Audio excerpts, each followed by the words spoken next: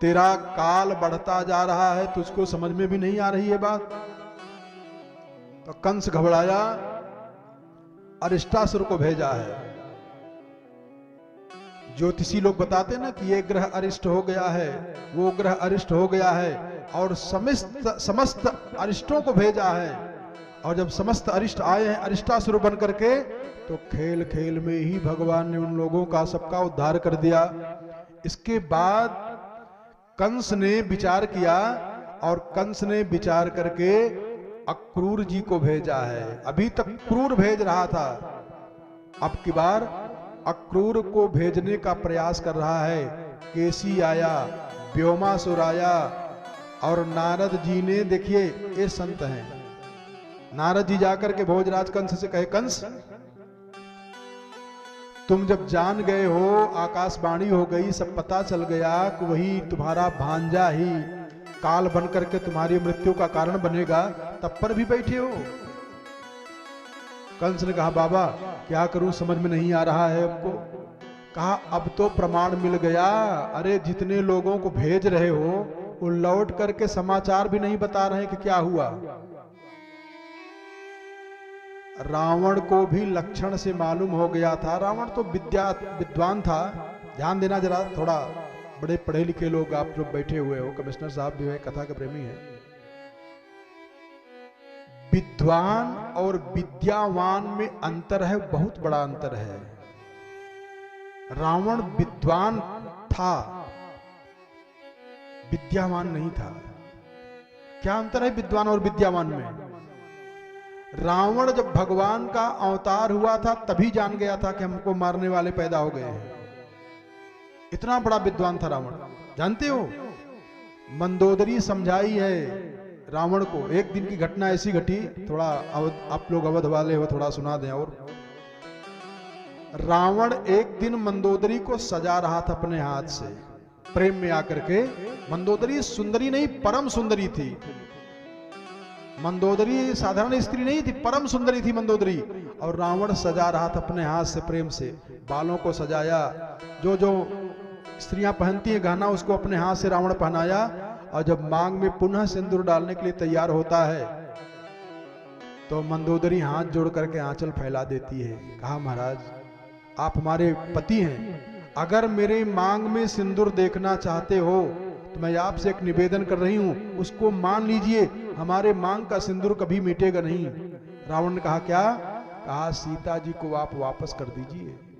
यदि सीता जी रह गई यहां तो आप चाहे जितना मेरे मांग में सिंदूर डालें, लेकिन मेरे मांग का सिंदूर मिट जाएगा। तो रावण ने कहा, करे राम राम, आए गुण 8 सदा और रहे। स्त्री होने डर गई। अरे जिसका पति दस्कंधर हो, जिसका बेटा मेघनाद हो, जिसका देवर कुंभकर्ण हो, वो स्त्री डर जाए। रावण से मंदोदरी कई बार तर्क दी हैं कि भगवान है। रावण ने कहा, कैसे? कहा, देख नहीं रहे हो, पत्थर का स्वभाव है कि जल में डूब जाना, लेकिन पत्थर भी उनके प्रभाव से तैर रहा है। रावण ने कहा कि मंदोदरी, जो पत्थर पानी में तैरा दे वो भगवान है, मैं भी तैरा सकता हूं। चलो, मंदोदरी को लिवा करके रावण गया समुद्र के किनारे और कहा, पत्थर आप लाओ मंदोदरी। मंदोदरी गई, पत्थर ली, और पहले ट्राई मानी कि देखी डूबता है कि नहीं। जब जल में डाली, डूब गया, तो डूबा हुआ समुद्र का पत्थर ला करके अपने पति रावण को दी। रावण ने कहा कि उनके यहां तो केवल नल नील तैराते हैं, और देखो मैं कैसे तैरा दे रहा हूं। कहा, तैराओ। तो रावण ने बायां हाथ ऊपर, दाहिना हाथ नीचे किया, पत्थर को दबाया और मंदोदरी को पकड़ाया। कहा, फेंको, तैर जाएगा। मंदोदरी कहीं नहीं तैरा, तो कहा, फेंको, तैरना ही तैरना है इसको। और जब मंदोदरी फेंकी तो पत्थर तैर गया। मंदोदरी आश्चर्य में पड़ गई। पति है रावण। कहा, महाराज आप सही सही बताइए, आप भी माया जानते हैं, कैसे तैरा दिया आपने? कहा, जैसे नल नील तैरा रहे हैं वैसे हम भी तैरा दिया, वैसा दुनिया का कोई भी आदमी तैरा सकता है। कहा, कोई भी? कहा, कोई भी। कहा, कैसे? कहा, जैसे नल नील तैरा दे रहे हैं। तो मंदोदरी ने कहा कि सही बताइए आप क्या किए? कहा, हम हूं पथरवा के निचवा राम लिख करके फेंक दिया, तैर गया। मंदोदरी ने कहा कि जब आप इतना जानते हैं कि उनका नाम लिखने पर पत्थर तैर जा रहा है, तब उनसे दुश्मनी किए हुए हो, तो रावण ने मंदोदरी से कहा कि प्रिय, जितना मैं उनके विषय में जानता हूं दुनिया में कोई जानता होगा। कहा कैसे? कहा जानामि रामम मधुसूदनं च। अरे बाप रे, रावण कह रहा है कि मैं जानता हूं मधुकैटभ का वध करने वाले आदि नारायण ये हैं। ऐसा कौन जान पाएगा? सब जानते हैं विष्णु भगवान के अवतार हैं। ज्यादा करके लोग जानते हैं कि भगवान राम का अवतार विष्णु अवतार है, लेकिन विष्णु का अवतार राम का नहीं है। विष्णु क्या करते हैं? पालन करते हैं। विष्णु के अवतार भैया भरत हैं। ध्यान देना। विश्व भरण पोषण कर जोई और ताकर नाम भरत अस होई। विष्णु के अवतार भैया भरत हैं। राम के अवतार फिर कौन हैं? कहा जानामि रामम मधुसूदनं च और जानामि सीताम जनक प्रसूताम। मेरा पाप है, सीता जी विनाश करने के लिए हमारी लंका में आई हुई है, मैं जानता हूं। मंदोदरी हाथ जोड़ करके चरणों में गिर पड़ी। कहा सब जान रहे हो फिर ऐसा क्यों कर रहे हो? कहा तथापि सीताम न समर्पयामि। इसको जानने के बाद भी मैं सीता को राम जी के यहाँ पास नहीं भेजूंगा। कहा क्यों? क्योंकि कहा भजन न हुई हई। अरे तामस देहा, मैं भजन के द्वारा भगवान की प्राप्ति नहीं कर पाऊंगा, इसलिए मैं सोच रहा हूं ईर्ष्या करके भगवान की मोहनी मूर्त को अपने हृदय में स्थापित करके अपना बेड़ा पार कर जाऊंगा। यहां ध्यान देना, कंस को भी पता चल गया है और कंस जान गया कि भगवान जहां जहां जितने भी बड़े बड़े वीरों को मैं भेज रहा हूं वो कोई वापस लौट के नहीं आ पा रहे हैं। तो कंस ने अक्रूर को भेजा है और जब कंस ने अक्रूर को पत्र लिख करके दिया कि जाओ बलराम को कृष्ण को दे देना, कहा बड़े वीर हो आप लोग, आयो यहाँ इनाम देंगे। तो जब चले हैं कौन? अक्रूर जी महाराज। तो अक्रूर जी के चलने पर अक्रूर जी अपने आप को भाग्यशाली मान रहे हैं। कहा मेरा कितना दिन का भाग्य है कि आज हमको भगवान का दर्शन होगा। देखो अक्रूर जी कह रहे हैं कि ममई तद्दुर्लभम मन्य उत्तम सलोक दर्शनम विषयात्मनो यथा ब्रह्म कीर्तनम शूद्र जन्मनः। मेरा भाग्य आज खुल रहा है। कहा कैसे? कहा उत्तम श्लोक दर्शनम, आज मैं भगवान का दर्शन करूंगा। मैवं ममाधमस्त्यापि स्यादेवाच्युत दर्शनम, मैं भगवान का दर्शन, अच्युत भगवान का दर्शन करने जा रहा हूं। और जब रास्ता में चले हैं तो देखो लक्षण से अक्रूर जी जान गए। कथा अगर समझ लो तो सारा ज्ञान अपने आप आ जाए। कई लोग सोचते महाराज हमारा ये काम सफल होगा कि नहीं होगा, मैं जो सोच रहा हूं सफल होगा कि नहीं होगा। कथा पहले बता दे रहे बिना पैसा का। अक्रूर जी जब चलते हैं तो कहा द्रक्ष्यामि नूनम सुख पोलनासिकम, जय हो। द्रक्ष्यामि देखूंगा, नूनम निश्चित ही मैं भगवान का दर्शन करूंगा। ध्यान दीजिएगा, आप लोग भी ध्यान दें। अभी तक आप लोग घूम घूम करके आए ना, कई मंदिर पे गए, सब घूम घूम के महाराज आज हमने ललिता मैया का दर्शन किया, आज वहां गए, आज वहां गए। दर्शन नहीं किए हो, देखे हो। जिस दिन दर्शन कर जाओगे उस दिन काम बन जाएगा। कहा महाराज दर्शन और देखने में अंतर है क्या? बहुत अंतर है। कहा तो दर्शन कैसे किया जाएगा? कथा, ये कथा बताए कि दर्शन कैसे। अभी देख रहे हो, गए भगवान की मूर्ति देखे चले आए, देवी जी की मूर्ति देखे चले आए, दर्शन नहीं कर पाए। थोड़ा उदाहरण बता दूं ताकि विश्वास हो जाए आप लोगों को। स्वामी रामकृष्ण परमहंस ने दर्शन किया था, एक बार दर्शन किए बस काम बन गया। हम लोग देखते हैं और देखो अक्रूर जी भी कर रहे हैं, दर्शन नहीं, कहा द्रक्ष्यामि नूनम सुकपोलनासिकम,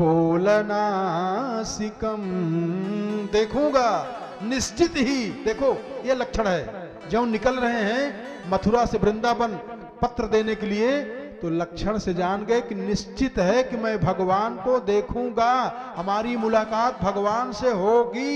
ये लक्षण से जान गए। कहा कैसे? कहा स्मितावलोकारुण कंजलोचनम, भगवान की जो बड़ी बड़ी आंखें हैं, भगवान के जो घुघराले बाल हैं, जो भगवान का हमेशा मंद मंद मुस्कुराते रहते हैं। अधरम मधुरम चलितम मधुरम मधुराधिपतेरखिलं मधुरम, मधुराधिपतेरखिलं मधुरम, मधुराधिपतेरखिलं मधुरम, चलितं मधुरम हसितं मधुरम, चलितं मधुरम हसितं मधुरम, मधुराधिपतेरखिलं मधुरम, मधुराधिपतेरखिलं मधुरम, अधरम मधुरम वदनं मधुरम, नयनं मधुरम हसितं मधुरम, हृदयं मधुरम गमनं मधुरम, मधुराधिपतेरखिलं मधुरम, मधुराधिपतेरखिलं मधुरम, वचनं मधुरम चरितं मधुरम, वसनं मधुरम पलितं मधुरम, चलितं मधुरम भ्रमणं मधुरम, मधुराधिपतेरखिलं मधुरम, मधुराधिपतेरखिलं मधुरम, रेणुरे मधुरो, पाणिरे मधुरो, पादो मधुरो, नित्यं मधुरम सत्यं मधुरम, मधुराधिपतेरखिलं मधुरम, मधुराधिपतेरखिलं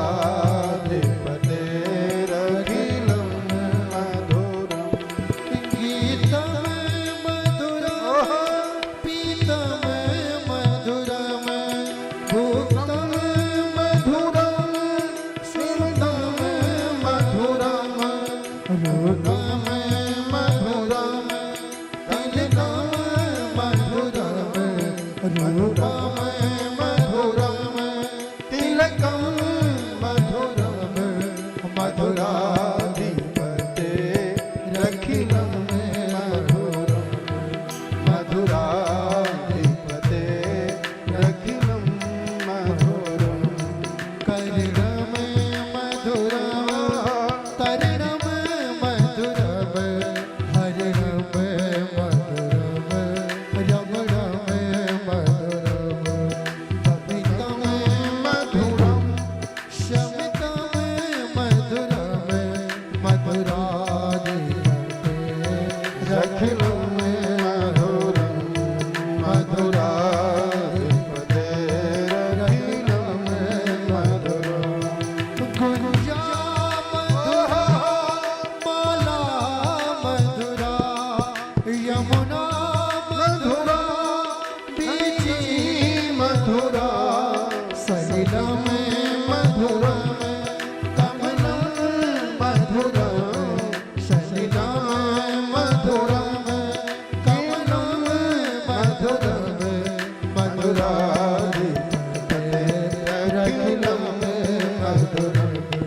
मधुराधिपते रखिलं मधुरं गोपी मधुरा लीला मधुरा युक्तं मधुरा मुक्तं मधुरा दृष्टं मधुरं शिष्टं मधुरं दृष्टं मधुरं श्रेष्ठं मधुरं मधुराधिपते रखिलं मधुरं मधुराधिपते रखिलं मधुरं गोपा मधुरा गावो मधुरा गोपा मधुरा गावो मधुरा श्री मधुरा सृष्टि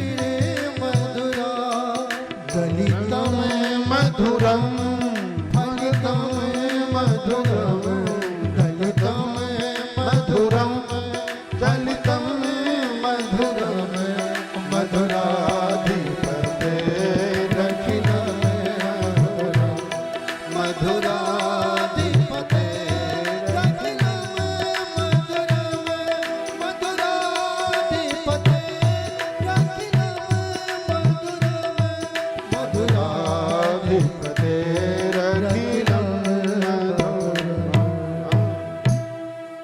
ये हैं भगवान जो समस्त मधुरों के अधिपति हैं। अक्रूर जी महाराज कहते हैं कि स्मितावलोकारुणकंजलोचनम मुखम मुकुंदस्य गुडालकावृतम। भगवान का जो मधुर मनोहर मुख चंद्र है, मैं उनका दर्शन करूंगा निश्चित ही। कहा निश्चित ही कैसे आप जान रहे हो करोगे दर्शन? तो कहा प्रदक्षिणम में प्रचरंती वही मृगा। जो हमारा रास्ता मृग काट रहे हैं दाहिने से, ये शुभ सूचक है, लक्षण है, इसलिए निश्चित है कि मैं भगवान का दर्शन करूंगा। ऐसा विचार करते हुए आ रहे हैं और मन में अक्रूर जी सोच रहे हैं कि अगर भगवान जब मिल जाएंगे तो उनके चरणों में मैं लेट जाऊंगा। अब मैं जब लेट जाऊंगा तो हमको चाचा मानते हैं, अपनी लंबी भुजाओं से पकड़ करके हमको उठा लेंगे, मेरा जीवन धन्य हो जाएगा। कंस भले जो भी कुछ भी किया हो, लेकिन आज तो कंस ने मेरे ऊपर बड़ा उपकार कर दिया है जो भगवान के पास भेजा है। सुखदेव जी कहते हैं परीक्षित, जैसे कोई पति परायणा स्त्री का पति परदेश चला जाए और कुछ दिन के बाद उसका पति जब वापस आने लगता है और उसकी पत्नी को जब पता चलता है तो नाना प्रकार का स्वप्न देखती रहती है, वैसे ही अक्रूर जी महाराज नाना प्रकार के स्वप्न को देख रहे हैं कि मैं भगवान के चरणों में लेटा रहूंगा, उठूंगा नहीं, भगवान पकड़ करके उठाएंगे, मैं बोलूंगा नहीं तो भगवान हमसे जबरदस्ती बात करेंगे, मेरा जीवन धन्य हो जाएगा। ऐसे विचार कर रहे हैं, रथ पे बैठे हैं, घोड़ा को हाँक ही नहीं रहे हैं। मथुरा से वृंदावन में आने में सुबह से लेकर के शाम हो गई, तब शाम को पहुंच रहे हैं वृंदावन। क्यों? ये तो नाना प्रकार के सपने ही देख रहे हैं, भगवान के साथ ऐसा व्यवहार करूंगा, ऐसा व्यवहार करूंगा, बोलूंगा नहीं, बुलाएंगे, खिलाएंगे, ये सब सोच रहे थे। और तब संध्या के समय जब रथ पहुंचा है ब्रजमंडल में, तो देखा तो जो ब्रज के रज में भगवान श्याम सुंदर मदन मोहन के चरण चिन्ह पड़े हुए थे।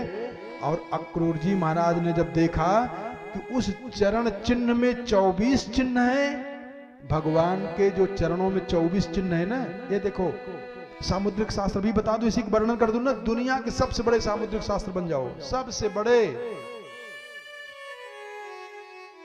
24 लक्षण है और किसी के अंदर एकाक दिख जाए, आधा दिख जाए तो उसी अनुसार उसकी भविष्यवाणी कर दो, भैया तुम्हारा ऐसे होगा, होगा ही होगा।